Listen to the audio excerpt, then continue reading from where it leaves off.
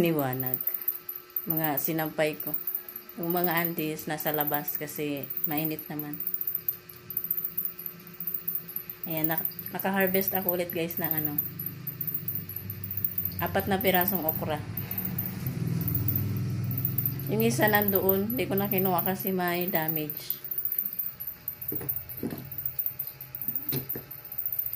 Nakalibre na naman ng, ewan ko kung magkano yun sa palengke, 4 na piraso yan. Sa inyo pa, magkano okra?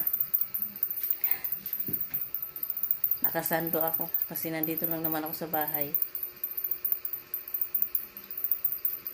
Yung kangkong, parang sumuko ng tumalbos kasi lagi nga kaming nagsisinigang. Maubos na yung buto eh. Buto kasi yun guys. Ano ba tawag doon? Chinese kangkong. Pag naubos na yung buto, di bibili na lang ng talbo sa palengke. Yun na lang ang itanim. So yeah.